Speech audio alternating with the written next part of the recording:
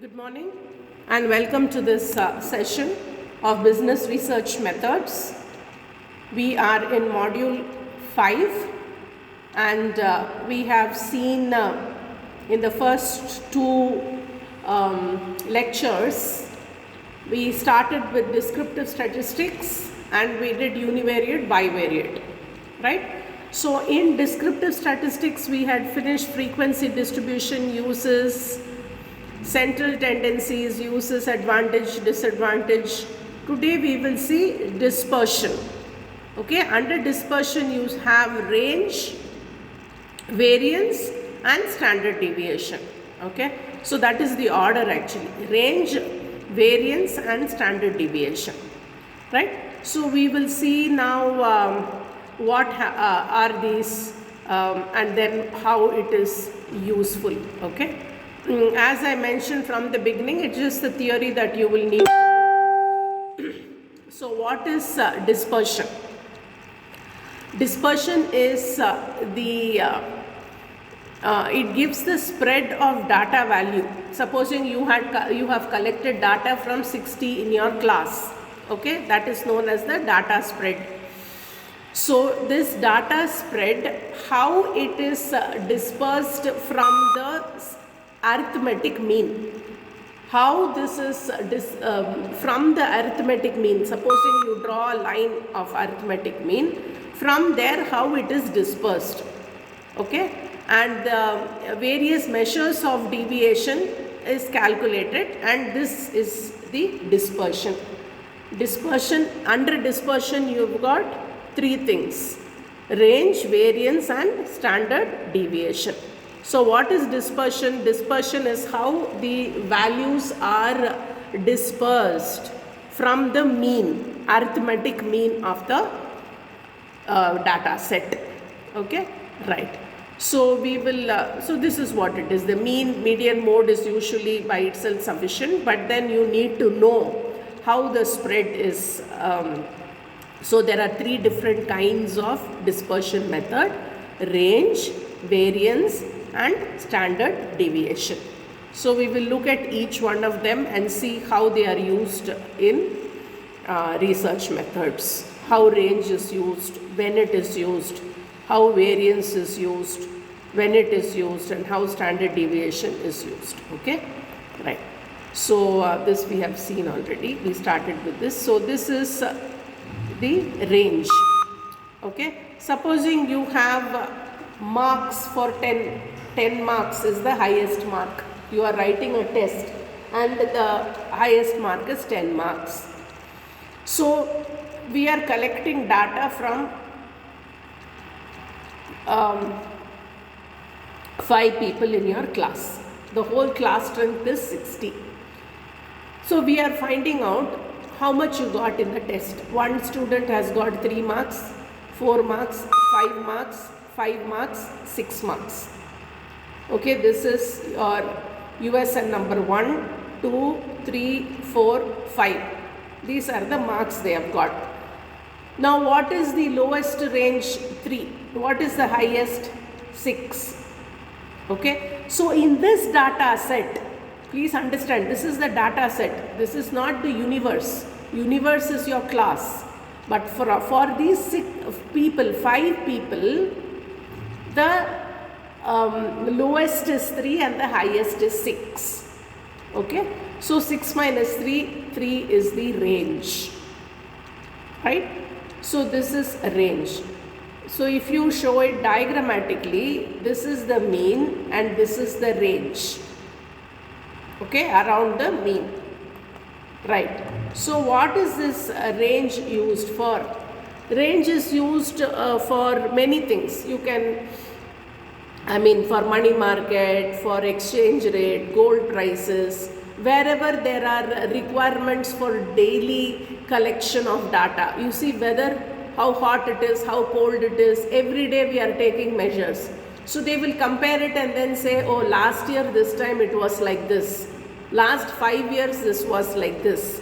So range will give you, this is the thing, gives the idea of variation between maximum and minimum level.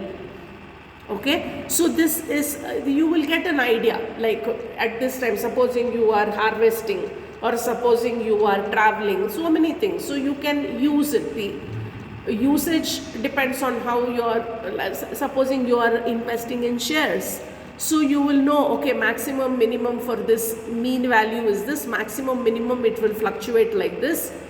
So now it is in the plus range, so I will sell the shares. How you are going to interpret the range and how you are going to use it depends on this is a data. So similarly, if it is weather, so you will know, okay, maximum today it is 38 degrees. Maximum in Bangalore it will reach 39. After that it will start raining. Or after that the weather will, summer is over. A rainy season will start. So like that you can arrive at certain conclusions with this simple statistical thing which is called the range. Okay, so next is we will go to what is variance. Okay, we have seen now range. Now we will see what is variance.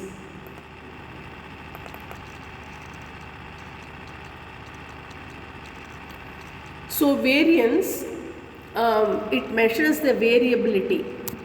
Okay, variability again from the measures the variability from the average or the mean. So what is the difference between range and variance? There it only says what is the spread. Here it will also say what is the whether it is positive or negative or all those things also it will give. To investors, variability is volatile. Range, variability, okay, is the volatile. What is the variability? Oh, it is fluctuating too high. That means from the mean, the fluctuation is too high. Okay, the mean fluctuation or the mean price of this particular share is 20 rupees. One day it is going to 80 rupees and the other day it is coming to 2 rupees. So the variance, variability, the range of price fluctuation is too high. Okay, so to investors, variability is volatility. Volatility is the measure of risk. You understand the application? Therefore, variance statistics can determine the risk for investors. Okay, so this is one application. Like that you see, supposing it is a tablet. Okay, so there is a fever. Okay, 100 is the fever. After taking this pill, how much does it change? Supposing it becomes chill, it becomes from 100 instead of going to 90, 96, 95. Supposing it goes off to 70 or 80, it becomes too chill. So you will have problems for that. Okay. So like this, you will know what is the variability with this dosage. 120 milligram, 50 milligram, you will know the volatility, the variance, okay, and the risk involved in taking a particular tablet. So you can apply it like this. This is for this is an example for finance. So like same statistics is applicable for everything, for medical, for okay. A large variance indicates that the number in the sets are far from the mean. Okay, so we saw that figure. So if it is very far from the mean, that means there is something wrong. For example, in your class, supposing 45 is the mean of this class. Okay, and there is a whole lot of people who are getting say 18 marks. So it indicates that the fluctuation is too high towards the negative. So you have to take measures for addressing that issue. So the variance can be negative. In this case, if the mean is 45 and then the there is a whole lot of people who are getting 18. Here it is negative. Okay, the variance value of 0 indicates that all values within the number sets are identical. Okay, a variance that is not 0 is positive number. So this is it. This is the disadvantage of variance. Even if it is 18, it will not show negative. It will show that it is, so we have to know as people who are studying that it is going in the negative trend. So we have to address it. It will not show a negative. There is no, what do I say, like standard deviation, there is no minus or plus. Advantage and disadvantage of variance. The advantage of variance is that it treats all the deviation from the mean regardless of its direction. If 18 is there, it is in the negative direction, but it will treat it as a variance. Okay, that is the drawback. The drawback of variance, that it is not easily, how will I know that, suppose this particular statistics I know that 43 marks, 45 marks and 18 marks, it is going towards the negative. But very many times when you are doing fluctuations, if you are not aware of this, you will not know the trends, the negative trends, because there is no, it is treating whether it is going towards negative or positive, it is treating that value regardless of the direction. Okay. Users of variance often employ square root of its value, which is standard deviation. Why will they use it? Because only in standard deviation you will get to know whether it is a positive trend or negative trend or where it is. All that you will know only when it is in standard deviation. So look at this variance. You can remember this diagram. So it will, you can write with this diagram only. This is high variance. Look at this.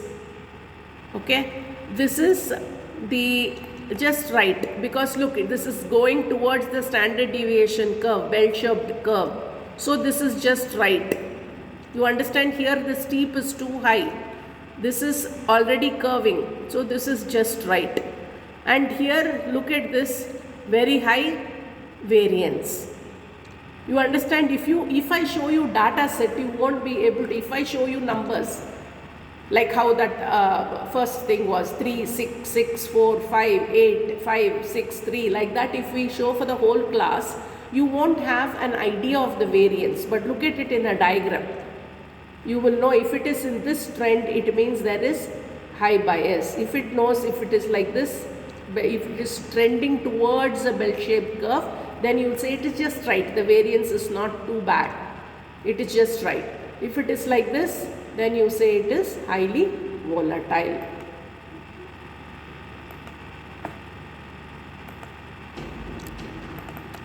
So this is how it is when you do it as a diagram, I mean a bar diagram. See how it is going down, it is flattening like this, it is thing like this. Okay, so this is high fluctuation. Okay, this is variance. So what is, why this is variance is different from ranges? This is the variance. This also shows year to day variance. If you put it in this graph, it shows year to day variance. Year to day, last year, the previous year, this day, like that it will show the variance. See, they have taken from, so this can be market price, it can be stock exchange price, it can be a weather report, any of these things. Right. So next we will go to standard deviation. So what is standard deviation?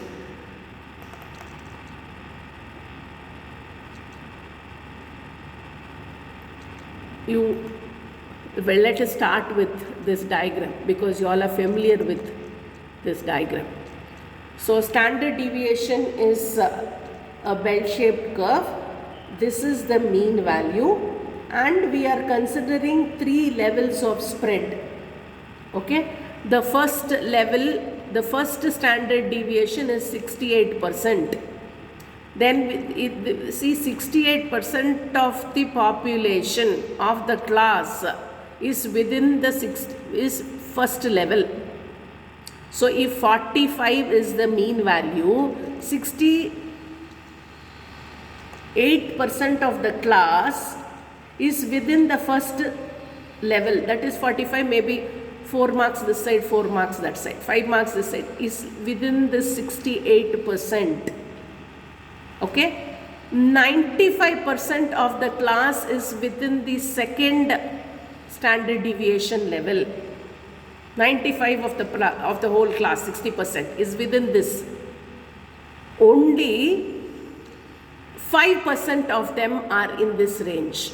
That is, either they are getting 5 marks to 0 marks or 90 marks to 95 marks. Right? So 45 marks, so this is within here 5 marks and 5 marks. So 40 to 50, this many people are there. Maybe 60 to 70, next range. Only about this last bit is the people who are getting 0 to 5, or people who are scoring 90 to 95 are only the last. Okay, right. So this is a normal distribution curve. That is how it will normally be. Okay, right.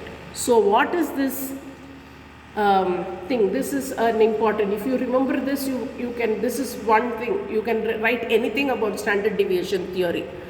Okay, so what is the percentage? The percentage is here, -4 to 0, 0 to 2.3, 2.3 to 15.9, 15.9 to 50, 50 to 84, 84 to 97, 97 to 99, the entire class spread. Okay, it is in percentage. Standard deviation, how will you think that? You already know 0 is, this is the mean, so 50%. So this is 0, -1, +1, 2, -2 plus 2, -3, this you would have already done in your thing. So this figure, if you remember, you can write everything, all the theory. What is bell-shaped curve? What is the mean value? What is the first range? Okay, percentage cases in this each. What is the percentage here? 34, 34. Here it is 13. Here it is 2.14, 2.14, 13%. So this is the explanation for your normal distribution. Okay, so this again, this is more colorful, so I had taken this. So if you take this, remember this figure, then you can write all the theory. 34% are within both the sides, so it accumulates to about 68% of them fall within this. Like this, you can write your explanations. Okay, next, what is this used for? What is standard deviation and what is it used for? Standard deviation enables us to determine with great accuracy where the value of frequency distribution are located. Okay, let us take a variety of examples. Okay, let us take the marks. Okay, if the marks are falling in a bell-shaped curve, then I am happy.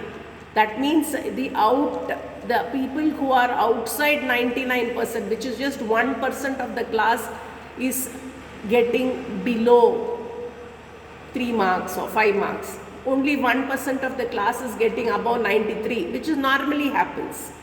So, and if supposing your mean value is 50 and within 68% of the value within this curve, the entire class falls, the marks, entire class falls within this. What does that mean? It means the correction is very lenient or very bad. Why? Because nobody is getting 90, nobody is getting 3 marks. Everybody is getting from 45 to this is 50. Okay, from say let us take 10. Everybody is getting 40 to 60. Nobody is getting 90, so correction is bad. So you can arrive at such conclusions. Okay, so it is towards the mean. Everything is flattening out. They are not going through the text properly. Okay, they are just giving a random. If the mark is 5 mark, they are giving 3 or 2 to everybody. Neither they are giving 4.5, nor they are giving 1.5. Okay, so you can come to such conclusions. Okay, how the spread is, you can come to such conclusions depending on what the thing is. Supposing it is fluctuation of prices for certain stock market, say a particular share, Voltas. So if it is within this, then you say there is not much of fluctuation. It is a very standard company. Okay, so you can invest in it long term. Right? So if it is one day it is at 100 rupees, another day it is at 2 rupees, then the fluctuation is too high. There is something controversial with the company. Every time there is something positive, it is fluctuating to 100. Every time it is something negative is reported about the chairman, then it goes over here. This will be the case. I think you should do, and it's a very good study for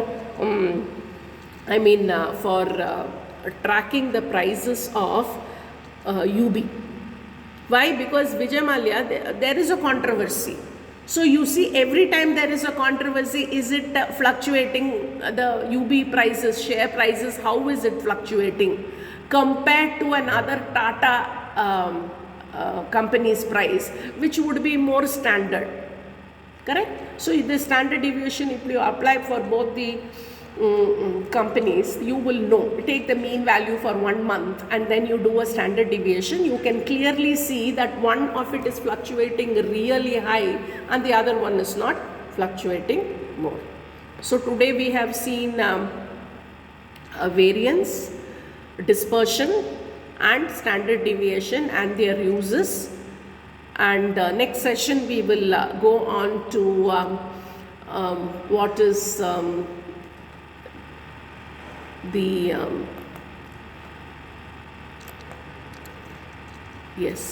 parametric, non-parametric tests. Thank you very much.